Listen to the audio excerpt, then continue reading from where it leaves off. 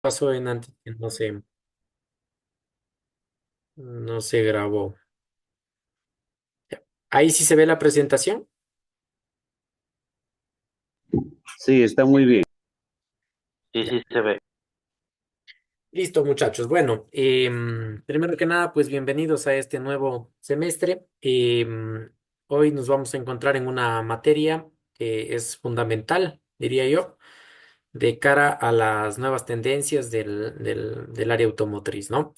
Que es la electrónica automotriz. Obviamente esta materia viene como secuencia de los conceptos de electricidad que ya manejamos el semestre anterior, ¿no? Entonces, lo que hemos planificado de alguna manera es hacer un recorrido inicial sobre las herramientas de uso de diagnóstico automotriz y algunos conceptos básicos, que es lo que vamos a tratar de abordar el día de hoy, ¿ya? Entonces, en esta primera entrada, lo que vamos a revisar son algunas herramientas básicas del uso automotriz. La primera herramienta que la vemos en pantalla es el multímetro automotriz. Para recordarles, un multímetro automotriz se diferencia de un multímetro normal por un parámetro que se llama impedancia, ¿no? ¿Qué es la impedancia? Es la capacidad que tiene el multímetro de aislar ruido. ¿Por qué necesitamos un multímetro de alta impedancia? Porque dentro del automóvil lo que más tenemos es ruido, ¿no? Ruido entendiendo como ruido eléctrico. Este ruido eléctrico, ¿por qué se produce dentro del automóvil?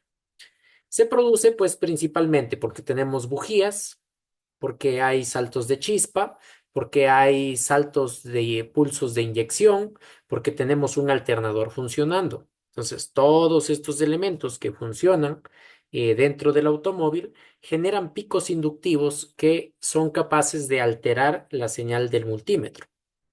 De aquí nace la necesidad, entonces, de tener un multímetro automotriz que se caracterice por tener una alta impedancia, ¿no? Adicional a eso, pues obviamente el multímetro automotriz va a tener la particularidad que va a poder medir frecuencia, ¿ya? Es un parámetro que normalmente no se mide, porque los multímetros suelen medir voltaje, resistencia e intensidad. En este caso, nuestro multímetro va a medir voltaje, resistencia, intensidad, pero también va a medir frecuencia y en algunos casos incluso puede medir temperatura. ¿Por qué necesitamos medir frecuencia? Porque hay muchas señales. Por ejemplo, si usted quiere medir una señal de una bobina, de un inyector, probablemente estas señales no las vamos a poder ver con un multímetro normal. ¿Por qué? Porque son señales intermitentes, es decir, el inyector no permanece abierto, sino que tiene pulsos de inyección, que es lo que le va a permitir justamente dar sus dosis de combustible cada vez que se lo necesita. El salto de chispa lo entendemos bien ya, ¿no es cierto? Que la bujía va a saltar una chispa cada vez que el pistón pasa por punto muerto superior en compresión. Entonces, cada que tengo compresión y hay chispa, voy a tener activa, digamos, la corriente en la bujía. Caso contrario, estos elementos normalmente permanecen apagados. Entonces, si yo conecto un multímetro a la bujía, digamos, para ver su trabajo, no voy a poder ver nada, porque básicamente tengo destellos de voltaje que no van a ser grabados por el multímetro. En este caso, ¿qué me ofrece el multímetro automotriz? Me ofrece la posibilidad de un medidor de frecuencia. Entonces, no me va a dar voltaje, ¿ya? No me va a decir cuántos voltios hay, pero sí me va a decir, por ejemplo, em, cuántas pulsaciones se están dando, por ejemplo, en un segundo, ¿no? Miren, por ejemplo, en este caso, para el ejercicio, nos indica que estamos teniendo 32,6 pulsaciones por segundo, ¿no? Entonces, miren la forma como lo ha conectado. Siempre tenemos nuestra referencia a tierra. Recuerden, el multímetro necesita respecto a quién medir. Es como cuando yo mido altura, ¿sí? Si yo les pregunto a qué altura está la mesa, necesito una referencia. porque la altura puede estar a 800 metros de altura, la mesa, si lo mido desde el mar, ustedes que están en Catamayo. Puede estar a 2 metros de altura si lo mido del piso, bueno, 90 centímetros si lo mido del piso, ¿ya?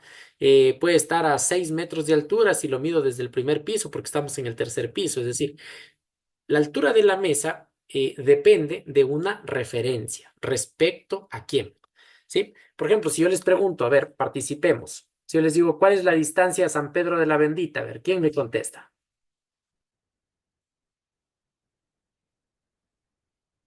¿Desde dónde, Eh, licenciado? ¿Desde Catamayo? Ah, muy bien, Anthony. Ya, muy bien, excelente respuesta, ¿no es cierto? ¿Desde dónde? Sí, ¿desde dónde? ¿Por qué? Porque medido desde Catamayo será una distancia, medido desde Loja será otra distancia. Eso no quiere decir que se ha movido San Pedro de la Bendita, pero obviamente es porque ha cambiado la referencia. Cuando nosotros medimos, tenemos que tener una referencia. ¿Cuál es la referencia eléctrica dentro del automóvil? Medimos siempre con respecto al negativo. al ¿Ya? negativo de la batería Sí, o cualquier parte del carro. a O cualquier tierra. negativo, dependiendo lo que midamos, ¿ya? Habrán algunos sensores que nos dirán que midamos respecto a masa, que va a ser el negativo de la batería, ¿ya? Y habrán algunas mediciones que dice que las podemos hacer referente a tierra. Tierra es carrocería o motor, ¿ya? Entonces, pero en forma global, nuestra referencia respecto a donde medimos va a ser el piso, ¿no? Cuando yo les digo si es respecto a tierra de chasis, tierra de carrocería o tierra de batería, ¿sí? Todas las tierras, digamos, guardan cierta similitud, pero hagamos el ejercicio cuando yo les decía medir la altura, ¿ya? Puedo medir respecto al piso, que es cemento, puedo medir respecto al piso, que es de cerámica, puedo medir respecto al piso, que es de adoquín, ¿ya? Entonces, todos son piso, pero cada piso tendrá un pequeño valor diferencial, ¿no? Entonces, cuando yo ya tenga mi referencia, tengo que saber tal vez cuál es la referencia específica que necesito.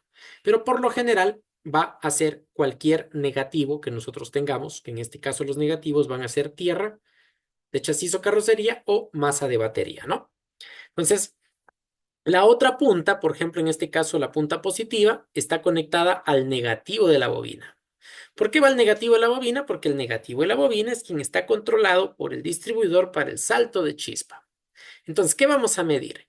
¿Cuántas veces el distribuidor corta el negativo para que la chispa salte en la bujía? ¿Ya? Entonces, por ejemplo, en este caso se está quemando 32 o se está saltando 32,6 chispas por segundo, ¿no? Si queremos ser un poquito medios exquisitos, le multiplicaríamos por 60, porque sabemos que en un minuto hay 60 segundos, ¿no es cierto? Y estaríamos hablando a lo mejor alrededor de unas 2000 revoluciones, ¿no? Miren ustedes. Listo. Bueno, entonces es un instrumento muy útil el multímetro automotriz, tiene que tener alta impedancia y desde luego necesitamos que tenga el proceso de medir frecuencia. No solamente en bobinas, ya vamos a estudiarlo, justamente esta materia está para eso, para la parte electrónica. Vamos a ver, por ejemplo, sensores CKP, sensores de velocidad de motor, perdón, de velocidad del vehículo, velocidad de las ruedas, velocidad del árbol de levas. Ya, todos estos sensores de posición van a generar frecuencia, ¿no? Entonces, un multímetro natural normal, digamos, no nos va a permitir obtener estas medidas. Bueno.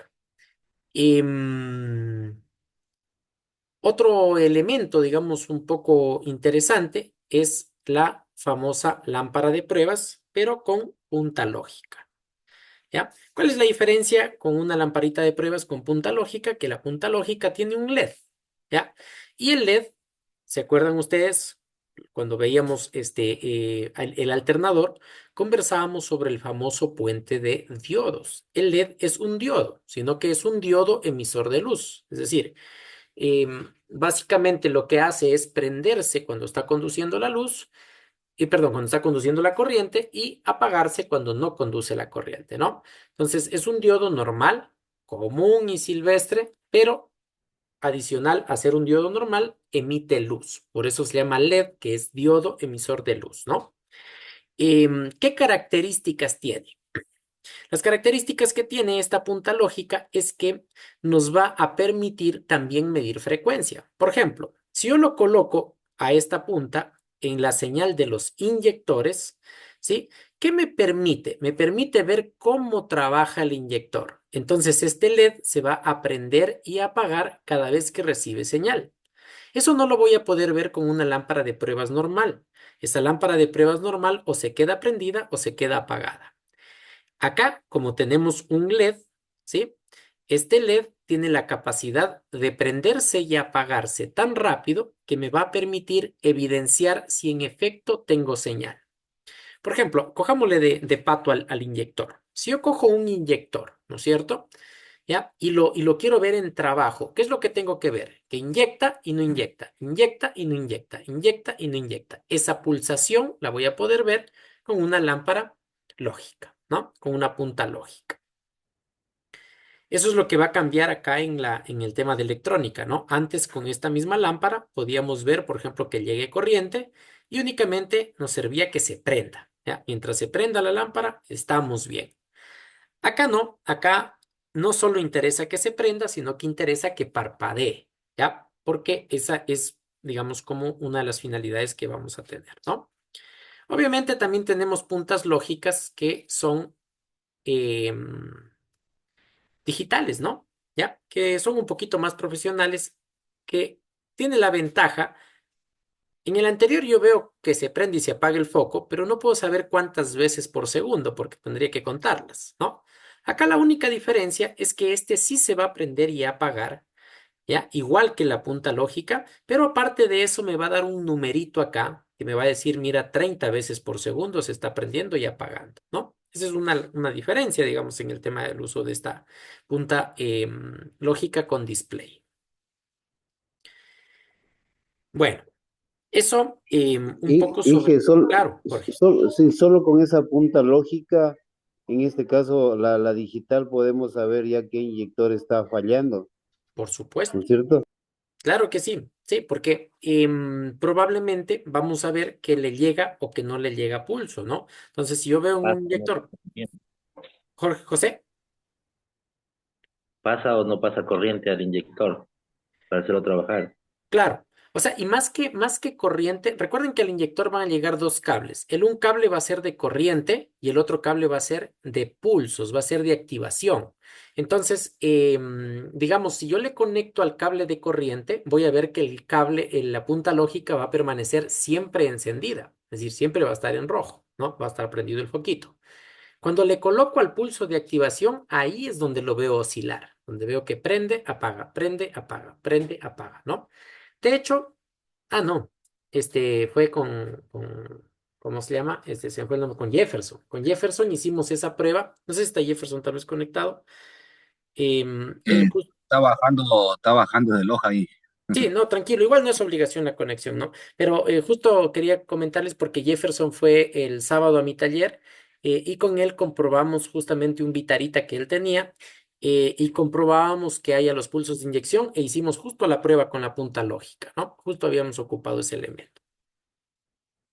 Bueno, eso entonces como parte un poco, recuerden que hoy nada más estamos haciendo un breve recuento, digamos, para ponernos medio en onda de los equipos de comprobación que más o menos ya lo sabemos manejar, ¿ya? Otra parte importante, ya aquí sí por la parte electrónica, es cómo pasar corriente de un vehículo a otro, ¿ya? Lo hemos recordado, lo hemos visto. em, y obviamente lo vamos a volver a recordar simplemente porque cuando nosotros hablamos de un vehículo que ya tiene gestión electrónica, los cortocircuitos pueden causar problemas bastante, bastante graves, ¿no? Entonces, ¿qué necesitamos? Pues necesitamos primero que nada equipos de seguridad, ¿no es cierto? Ya. Yo sé que esto tal vez es algo que nos El indica próximo acá del mes. el texto, ¿no? Paul, ya. Nos indica el texto y Y en el vivo y directo probablemente no lo hacemos, ¿no? Porque 12 voltios no nos matan. Pero sí debemos recordar que en el automóvil también está el alternador. Entonces, cuando nosotros hacemos estos pasos de corriente, pudiéramos generar un pico de corriente estática que tal vez podría representar cierto peligro, ¿no? Bueno, ¿qué debemos hacer antes de pasar corriente, no? Se supone que vamos a pasar corriente porque tenemos un vehículo en buen estado y otro vehículo que está con su batería descargada, ¿no? Entonces, lo primero que se nos sugiere es realizar una inspección visual, ¿no? Una inspección visual. ¿De qué?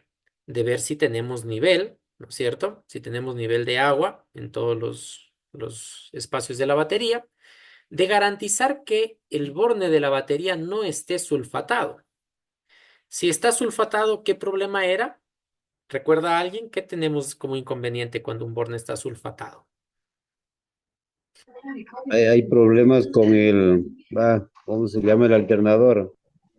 Ya, no tanto. Está bien porque Como el está arranque, demasiado arranque líquido nos o está da cortito, ya. sobrecalentando la batería y como que lo viene a rebotar al ácido o al líquido que está en la batería y también esa humedad hace de que se provoque ese sulfato. Ya. ¿Alguien más tal vez? La batería ya está en mal estado. Ujú. Bueno, les cuento que no tanto, Mal ¿no? paso de corriente. Muy bien, Marco. Muy bien, Marco. Esto quiere Hay decir pasos que hay, que y no nos enciende y hace un efecto clic en el motor de arranque. ya, ¿sí? Es porque está flojo el borne, ¿no? Sí, por eso hace este efecto que nos dice José, que de pronto yo quiero hacer activar el motor de arranque y no activa, ¿ya? Eh, Cuando se sulfata un elemento, un cable dentro del automóvil, ¿sí? Es porque hay una conexión floja, no hay un buen contacto. Sí, en esta misma imagen ustedes pueden percatarse que no hay un buen contacto del borne y obviamente esto está ocasionando el sulfato. Entonces, ¿qué tengo que hacer? Limpiar, pero también tengo que corregir lo que está flojo. A veces el cable de pronto no está haciendo bien contacto, bueno, puede estar roto o alguna situación, pero tengo una conexión floja, ¿no? Ese es un principal problema. ¿Qué más tengo que verificar? Tengo que verificar que la batería que tengan el mismo voltaje, dice, ¿no? ¿Ya?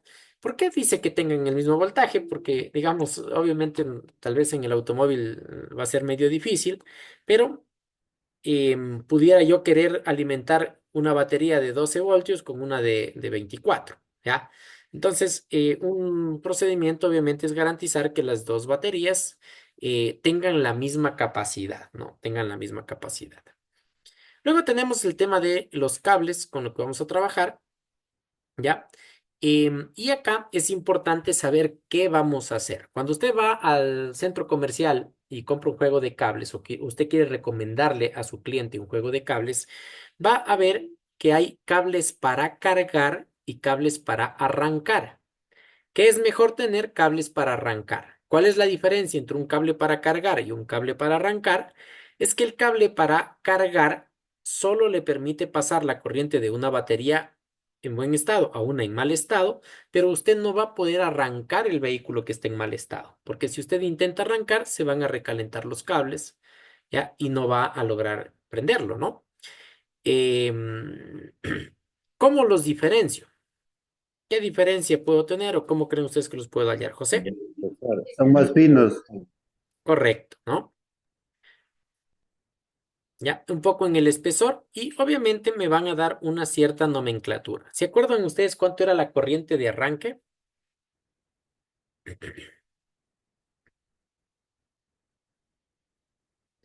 ¿No? Y más o menos estábamos hablando de unos 500 vatios, ¿no? De unos 500 vatios. Eso quiere decir que probablemente en el arranque estemos haciendo pasar alrededor de unos 50 amperios, ¿no? Entonces, ¿qué quiere decir? Que si yo voy a comprar cables para poder dar arranque, tengo que considerar que sean cables que soporten el amperaje durante el arranque, ¿no? Eso. Luego vamos ya con la parte de la conexión, ¿no? Entonces, ¿cómo iniciamos la conexión? La sugerencia es iniciar en la batería descargada, ¿no? Iniciamos en la batería descargada y pasamos a conectar la batería cargada, ¿no? Pasamos a conectar la batería cargada, ¿ya? Y luego conectamos, en cambio, el cable negativo de la batería cargada. ¿Y a dónde lo conectamos? ¿Quién recuerda?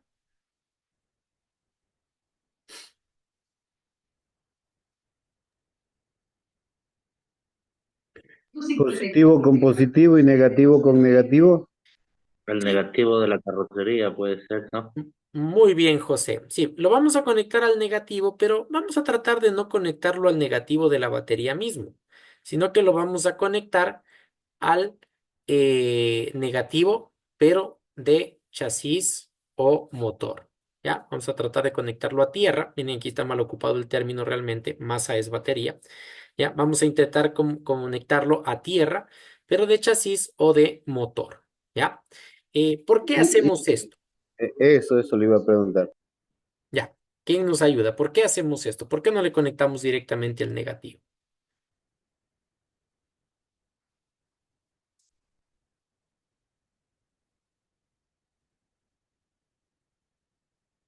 No, se nos ocurre, no importa. Sería para evitar algún sobrecalentamiento a la otra batería, a la que está Correcto. buena. Sí, muy bien, ¿por qué? Vamos a sobrecalentar la batería buena. ¿Sí? ¿Por qué vamos a sobrecalentar la batería buena? Porque esto es más o menos, recuerden que los electrones realmente circulan a través del negativo. El positivo es el depósito, es el tanque, el reservorio donde tenemos que llegar, pero partimos del negativo. Entonces, em, si yo conecto negativo con negativo, voy a tener que cargar la batería y luego, una vez que cargue la batería, voy a poder alimentar el vehículo. ¿Cuál es la intención de conectar a masa de chasis o de motor? ¿Sí? Evitar que la batería se llene muy pronto, digámoslo así, intente llenarse, sobrecalentando la batería que esté en buen estado. ¿Ya? Entonces, por ejemplo, cuando yo quiero prender el auto, por ejemplo, voy a dar arranque, ¿ya? Voy a intentar arrancar un auto con batería descargada, ¿ya? Es preferible mantener la corriente al revés. ¿Sí? Es decir, la meto por el motor y del motor que se llene la batería. Pero esto tiene una cierta lógica que lo voy a llenar con el sobrante. ¿Sí? Si lo hago a través del borde negativo, primero tengo que llenar la batería y con el sobrante voy a intentar prender el auto. ¿Se comprendió?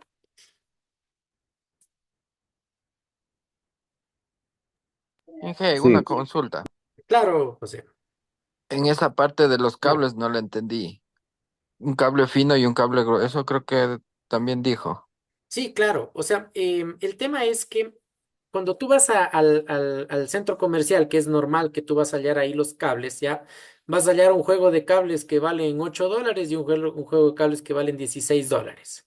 Ya, y son de la misma marca, vienen en la misma fundita, la misma fotografía chévere de portada, únicamente cambia el precio. Entonces uno dice, no, pues, o sea, me llevo el más económico, ¿no? ¿Qué es lo que hay que ver? Hay que ver el amperaje, ¿ya? ¿Por qué? Porque hay cables que sirven para cargar baterías. La mayoría de cables económicos que yo voy a ver en el mercado son para cargar. Entonces, ¿qué hago allí? Puedo cargar la batería descargada con la batería cargada. Tengo dos baterías cargadas, ¿ya? Eso voy a conseguir, pero no voy a poder prender el auto inmediatamente, ¿ya? ¿Por qué? Porque mientras está el proceso de carga, ¿ya? El proceso de carga ya demanda corriente. Más intentar prender el auto, voy a tener un exceso de demanda de corriente que va a fundirme los cables. Se van a poner calientes al punto de que no se los puede ni topar. ¿Ya? Entonces, ¿qué es preferible comprar? Es preferible comprar cables de alto amperaje. ¿Por qué? Porque casi siempre la necesidad que uno tiene de dar corriente a un auto con una batería descargada es poderlo prender. Sí, es decir, la intención no es cargarle la batería a él. Al fin y al cabo, su batería no sirve o me va a tomar una hora cargarle la batería. Lo que nosotros necesitamos es poder encender el vehículo que está con la batería descargada. Entonces, ¿qué tengo? Que tener cables que soporten la corriente del arranque. ¿Sí? No sé si me hice entender, Marco. Sí, Inge, gracias. ¿Listo? Bueno, vamos a ir avanzando ya un poquito. A ver, así como quien no quiere la cosa, un poco de herramientas ya un poco más especializadas que van a aplicar a este módulo, ¿ya? Al módulo de electrónica. Y esta es una herramienta interfaz que ustedes pueden tener, ¿ya? Es una interfaz para diagnóstico a bordo, ¿ya? ¿Qué significa diagnóstico a bordo? Que usted puede hacer la prueba mientras el auto funciona. ¿Sí? No necesita desconectar nada para hacer la prueba, sino que usted va a hacer la prueba mientras el auto se encuentra en funcionamiento. ¿Qué es esta interfaz? Es un conector OBD2. ¿Qué es un conector OBD2? Un conector OBD2 es como un lenguaje universal que han acordado todas las marcas en tener un conector de 16 pines, ¿ya? Para que puedan facilitarse las tareas de diagnóstico. Pues toda máquina, todo vehículo nuevo va a tener un conector OBD2 de 16 pines. ¿Qué nos permite este conector OBD2? Tener una información básica. Esta, digamos, herramienta básicamente nos va a permitir que nosotros podamos acceder a las señales básicas del motor. ¿Sí? Tenemos también un clonador de llaves, ¿sí? O codificador de transponder. ¿Qué es esto del codificador de transponder? Muchos vehículos en la llave de encendido van a incorporar un chip. ¿Para qué? Para que yo solo pueda aprender con esa llave ese vehículo, ¿ya? Esto, digamos, facilita o permite condiciones de seguridad, pero también trae ciertas complicaciones. Es decir, hay personas que tienen una llave que incorpora chip y lo desconocen, ¿no? Y van y le sacan una copia a esa llave, y obviamente ya sin chip, intentan prender el vehículo y lo bloquean, ¿sí? Entonces, em, el proceso correcto para tener dos llaves o porque perdí una llave es comprar otra llave que tenga chip. Pero a esa llave chip, nueva llave con chip, tengo que codificarla. Para eso existen estas famosas herramientas codificadoras, ¿no? Brevemente, también, Eso no se Hay llama hay inmovilizador, me unas llaves parece. que tienen un electroimán. sí, el Eso es, inmovilizador. Claro, el inmovilizador me parece. Sí, el inmovilizador es una computadora, básicamente, sí, es una computadora que lo que va a hacer es trabajar con los sistemas de llave, ¿ya? ¿Para qué sirve? Para que cualquiera que tenga una llave, que tenga la forma de la llave original, no pueda encender el vehículo, ¿sí? Sino que más bien lo que va a conseguir es que el auto se bloquee. ¿Ya? Obviamente hay vehículos y vehículos. Hay vehículos que tienen un bloqueo que es instantáneo, es decir, basta que usted saque la llave que no es, coloca la llave que corresponde y no ha pasado nada. ¿Ya? Caso, por ejemplo, Chevrolet Corsa, Trailblazer, carros así que son de ese estilo, ¿no? Uno puede colocar una llave equivocada, no prende, no pasa nada, usted saca, coloca la llave que es y listo. Pero, por ejemplo, usted intente hacer eso en una Trailblazer perdón, en una X-Trail, una Nissan X-Trail. Usted va a colocar una llave, copia sin el chip o una llave que tiene otro código diferente al vehículo y va a bloquear el auto. ¿Ya? Va a bloquear el auto y la única forma de desbloquearlo es con escáner. Entonces, son condiciones un poco de cuidado, ¿no? A nosotros nos ha pasado en el taller a veces que nos llaman porque no pueden encender el auto, digamos, ¿no? ¿Ya? Y a veces el tema es que intentaron prenderlo con una llave que no correspondía. Listo. ¿Alguna duda hasta ahí? Tenemos también los arrancadores. En el taller ustedes han de haber percatado que tenemos un arrancador que tiene una cajita como soldadora, ¿ya? Y que tenemos otro arrancador que es un poquito más sofisticado aparentemente a la vista. Estos elementos se diferencian porque el uno es un cargador mecánico normal y el otro es un cargador inteligente. ¿Cuál es la diferencia entre los dos? que el cargador inteligente identifica cuál es la batería con la que está trabajando. Y en función de la batería con la que está trabajando, va a determinar la cantidad de carga que le va a mandar para poderla volver a su estado original. Mientras que el cargador convencional lo que va a hacer es mandar carga sin importar allá quién reciba. Si aguanta bien y si no aguanta, pues qué pena por él, él no se va a complicar. Tenemos también algunas máquinas, como por ejemplo este limpiador de ultrasonido, ¿ya? Que básicamente es una máquina, es capaz de generar ondas ultrasónicas, es decir, súper rápidas, ¿ya? Súper rápidas, que van a generar una cierta frecuencia, ¿no es cierto?, de olas muy rápidas que apoyadas en un líquido, que es un líquido detergente, va a producir una limpieza profunda, ¿no? Entonces, esta máquina se le ocupa para lavar inyectores, para lavar algunos que otros sensores, para lavar incluso alguno que otro actuador, como una EGR, por ejemplo, ¿ya? Es una máquina de un uso bastante útil, digamos, dentro del área automotriz y sobre todo para la limpieza de componentes electrónicos, ¿no? Otro elemento bastante importante dentro del área automotriz también es la lámpara estroboscópica, ¿ya? ¿Por qué es importante esta lámpara estroboscópica? Me permite primero que nada garantizar que hay salto de chispa a través de los cables de encendido. Y segundo, me permite, por ejemplo, saber si está sincronizado adecuadamente el motor. ¿Ya?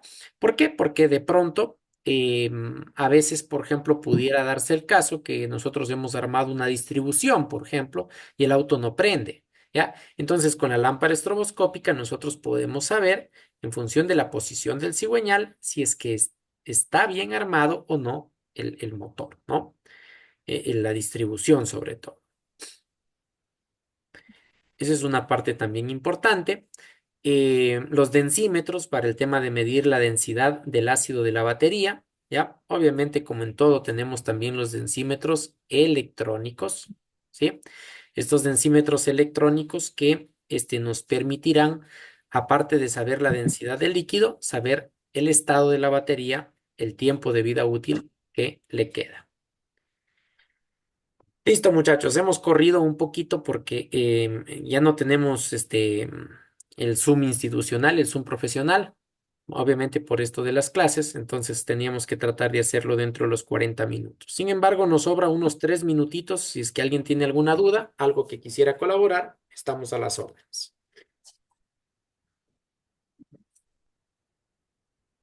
Está claro, ingeniero, todo. Listo, muchachos. ¿Sí? Si pueden venir preparando un poquito de material para la siguiente clase, les agradecería infinitamente. Vamos a ver partes eléctricas y electrónicas, ¿ya? Básicamente, lo que les pediría que lo vengan revisando es el tema de la simbología. Hasta que se nos acabe la reunión, les voy a comentar un poquito el tema de la simbología, ¿no? La simbología, dentro de los circuitos eléctricos, básicamente fue desarrollada por algunas empresas automotrices como Volkswagen, Ford, Opel, ¿ya? Por lo que las demás empresas, es decir, Toyota, Mazda, todas esas marcas, a la final más bien adaptaron esta simbología. ¿Cuál es la diferencia o qué es lo que pasa? Que esta simbología, si usted la compara con la simbología eléctrica normal, va a tener ciertas diferencias, ¿sí? ¿Por qué? Porque esta es una simbología eléctrica automotriz, ¿ya? Entonces, por ejemplo, usted ve un ómetro y no ve el signo de ohmios, ¿sí? Sino que ve la letra OHM, ¿ya? Usted ve un amperímetro, un voltímetro, ¿ya? Entonces hay ciertas diferencias en estos casos que probablemente van a diferir un poquito de la parte eléctrica normal. Ya, miren, aquí sí está bastante bien. Esta es una toma de tierra, ¿ya? Y esta es una toma de masa, ¿sí? Miren, aquí tenemos dos diferencias. La toma de tierra es una toma de chasis, ¿ya? Y la toma de masa es una toma de batería. Es importante de pronto esa aclaración porque muchos circuitos eléctricos me van a decir, este sensor debe ir a carrocería, este sensor debe ir a negativo de la batería. Entonces, estas partes, si ustedes pueden revisarlas, sería bastante interesante para la siguiente clase avanzar un poquito. ¿Sí, Anthony?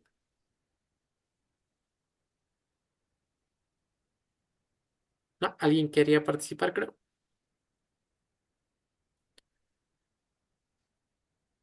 Estas nomenclaturas también un poquito las vamos a ver, como les digo, ya son más automotrices, ¿sí? Por ejemplo, bujías de precalentamiento, estas van a ser más testigos de tablero, ¿ya? Algunas nomenclaturas como presión de aceite, temperatura, check engine de motor, ¿sí? Em, eleva lunas, todo esto, ¿no? A veces nos llama un poquito la atención estas nomenclaturas. Tenemos, por ejemplo, el tema de apertura del vehículo, seguros de puerta, combustible, que son más o menos para que vean las que normalmente las vamos a revisar en el tablero, ¿no? Listo, muchachos. No sé si hay alguna duda hasta ahí, tal vez. No, Inge, todo claro. Gracias. Listo, muchachos. Yo les Todo está agradezco. muy